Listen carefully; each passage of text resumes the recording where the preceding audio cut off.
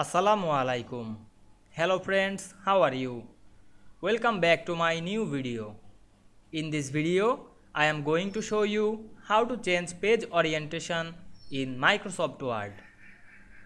Let's get started. At first, we have to open a Word document. Then we want to change page orientation in this document.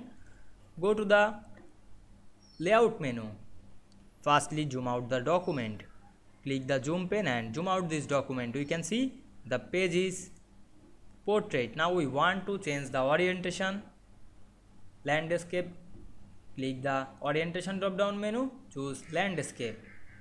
Then we can see we change the page orientation portrait to landscape very easily. I hope you enjoyed the video. Please like, comment, share and subscribe my channel. Thanks for watching.